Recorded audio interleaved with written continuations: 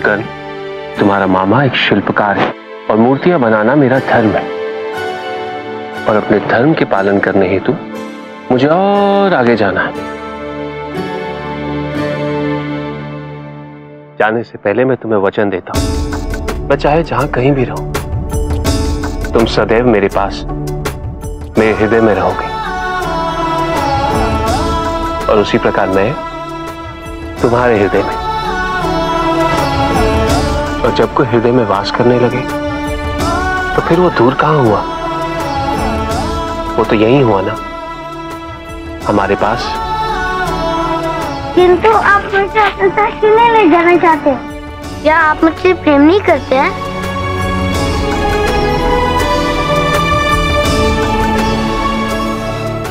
करता हूं, बहुत प्रेम करता हूं, और तुम्हें अपने साथ ले जाना भी चाहता हूं, किंतु तुम्हारी मां की इच्छा के विरुद्ध यदि मैं तुम्हें अपने साथ ले चलूं तो उन्हें दुख नहीं होगा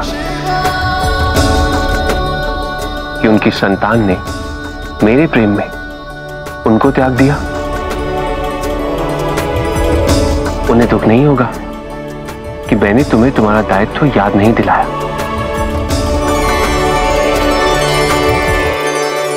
नहीं सुकर्ण, अभी समय नहीं हुआ मेरे साथ चलने का, और वो समय तभी होगा जब तुम अपने कर्तव्य का पूरी तरह निर्वाह कर लोगे। प्रभु, मुझे ज्ञात हो गया कि आप ये इस बालक को नहीं, मेरी बालक बुद्धि को समझा रहे हैं। आप नहीं चाहते कि आपके प्रेम में माता सती पुत्र के दायित्व से भटक जाए।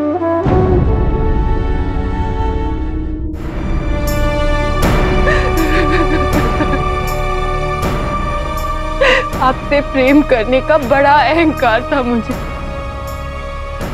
बहुत महान समझती थी मैं अपनी भावनाओं को, और मैं ही आपका उद्देश्य नहीं समझ पाई। आप मेरी सहायता करते रहे और मैं आपको अपमानित करती रही। आपने ठीक कहा था महादेव, मैं आपके योग्य ही नहीं, योग्य ही नहीं। नहीं सती, ये समय अपराध बोध में रोने का नहीं है। जाओ जाके जटा को ढूंढो, उनसे क्षमा मांग लो सती। मैं उन्हें सदा के लिए खो चुकी हूँ दीदी, और ढूंढूं भी तो कहाँ ढूंढूं? मनुष्य रूप धारण कर वो तुम्हें वचन मुक्त करने में सहायता कर रहे थे, उसी तरह औरों का भी कल्याण कर रहे होंगे। संभव है कि ढूंढने से वो पुनः मिल जाएंगे, केवल सही दिशा में ढूंढना होगा। सोचो सोचो कहाँ गए होंगे?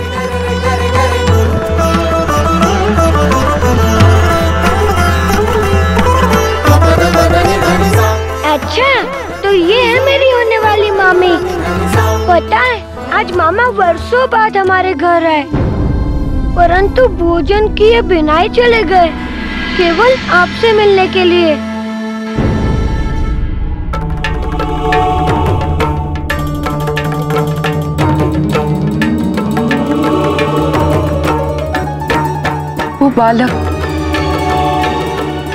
वो बालक उन्हें मामा कहकर संबोधित कर रहे थे। संभवतः शिव उन्हीं से मिलने गए। तो जाओ सती जाओ, यदि आज तुमने जटा को नहीं पाया तो मुझे भय है कि तुम उन्हें सदा के लिए खो दोगी। जाओ सती, जाकर उनसे क्षमा मांग लो। एक एक पल का विलंब भी कहीं कई कल्पों की दूरी का कारण न बन जाए। जाओ सती जाओ।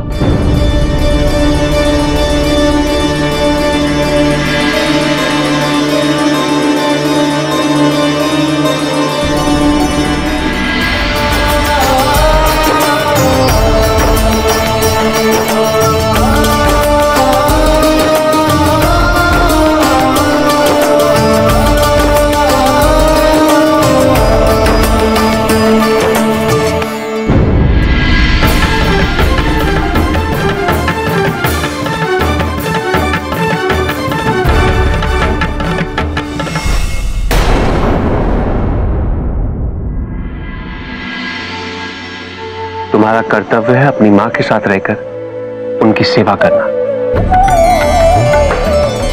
यदि तुम मेरे साथ चले गए तो उनका ध्यान कौन रखेगा? एक तुम ही तो हो उनके सपनों को साकार करने वाले, एक तुम ही तो हो उनके जीवन का आसरा। हो ना सुकर? मुझे वचन दो सुकर, तुम सदैव अपनी मां की सेवा करोगे। मैं आपको वचन देता हूँ मामा कि मैं अपनी माँ की सेवा करूंगा।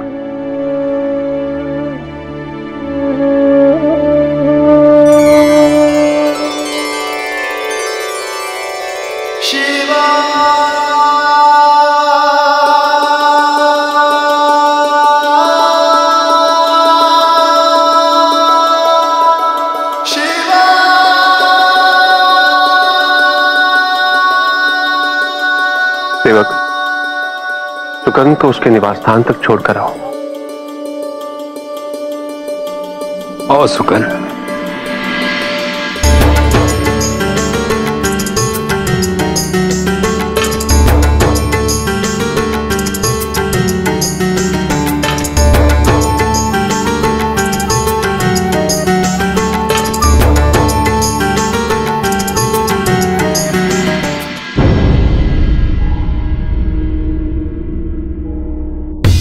आप सभी को ज्ञात होगा कि मैंने सभी से सती के विवाह की प्रार्थना की थी, परंतु सभी ने मेरे इस प्रस्ताव को ठुकरा दिया। इसलिए मैं प्रजापति के अधिकारों का उपयोग करते हुए इस संसार के सभी योग्य युवकों को यह आदेश देता हूं कि वो सती के स्वयंवर में भाग लेंगे, और जो भी मेरे आदेश की अवहेलना करेगा या मेरे आदेश का उल्लंघन करेगा, वो मेरे दंड का अधिकारी।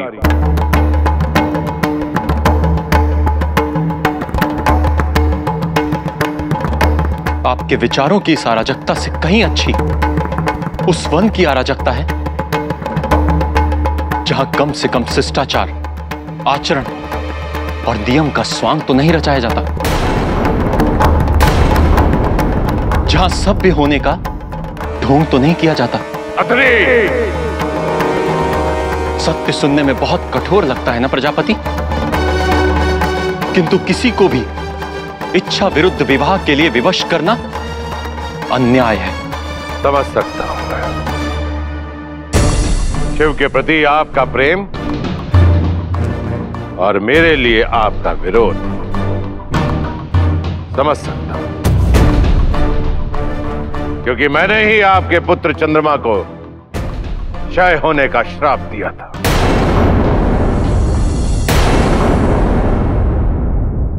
और शिव ने ही उसे श्राप मुक्त किया था। यहां हम व्यक्तिगत ना हो तो अच्छा होगा। किंतु प्रजापति, मैं भी ऋषि अत्रि की बात से सहमत हूं। जी प्रजापति, मैं भी आपके इस निर्णय से सहमत नहीं हूं।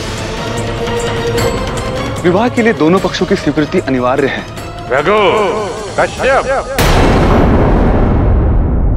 आपके विरोध के स्वर ऊंचे होने से पहले ये मत भूलिएगा कि इस ब्रह्मांड में जो आपको मान है और सम्मान है वो मेरे जमाता होने के कारण।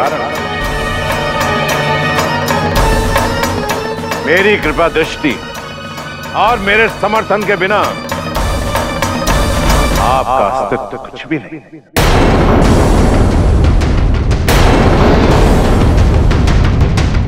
आपको तो कृतज्ञ होना चाहिए कि मैंने अपनी पुत्रियों का विवाह आपसे करके आपको अपना जमाता बनाया। इस नाते मेरा समर्थन करना आपका दायित्व है। पिताजी, क्या थी?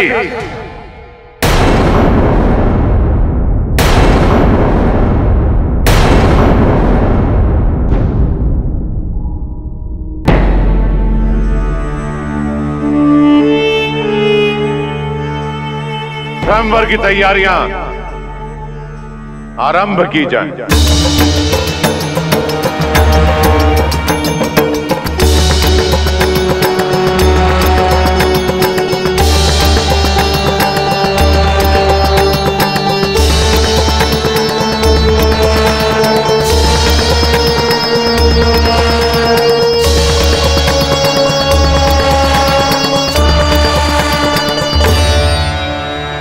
क्या आप सब जानते हैं,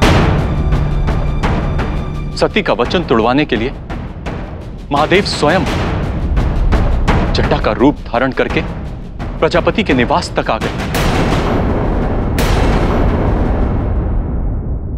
कितना अपमान सहा उन्होंने, और तो और उस अपमानित मुद्रा में अपनी प्रतिमा तक गड़ डाली। और एक है प्रजापति, जिन्हें ना अपना घमंड दिखता है और ना ही महादेव की महानता।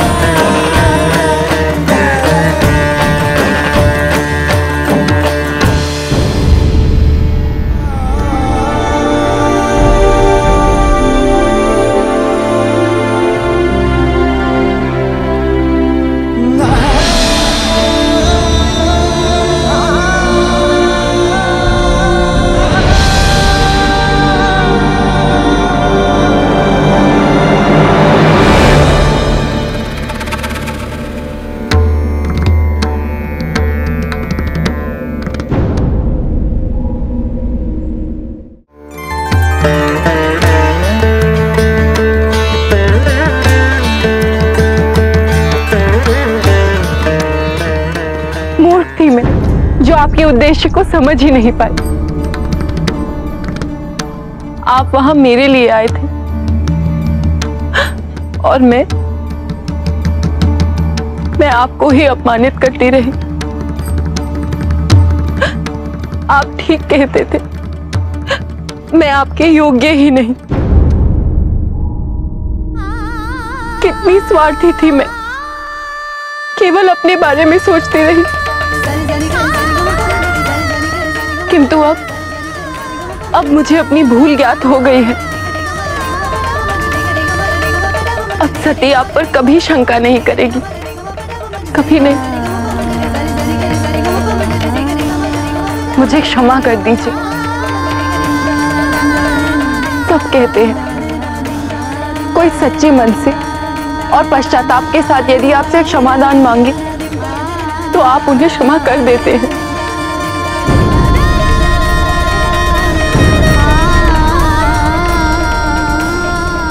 आपने क्षमा कर दिया मुझे। क्षमा किस लिए सती? तुमसे कोई भूल नहीं हुई है?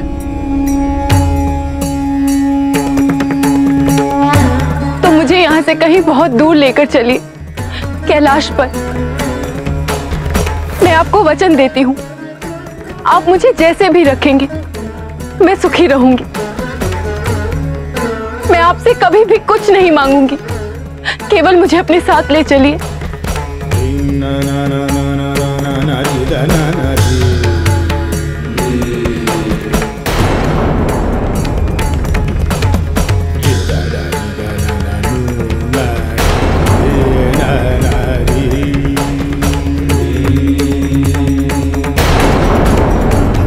सती, तुम अपने पिता के लिए वचनबद्ध, इसीलिए मैंने ये सारी लीला प्रजापति की मर्यादा रक्षा हेतु रची थी। मैं जानती हूँ, परंतु अब मैं उस वचन से मुक्त हूँ। अब मुझे अपने साथ कैलाश ले चलिए।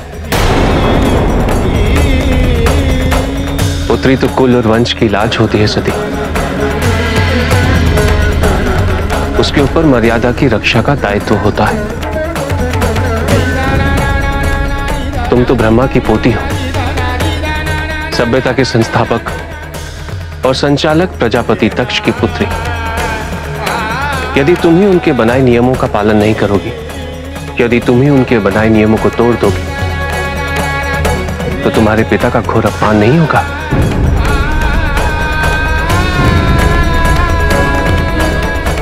ये निर्णय मैं तुम पर छोड़ता हूं सती। क्या तुम अपनी मर्यादा को लांघकर मेरे साथ कैलाश चलना चाहती हो, या अपने कुल की मर्यादा को एवं अपने माता पिता के आशीर्वाद को प्राप्त करना चाहती हो?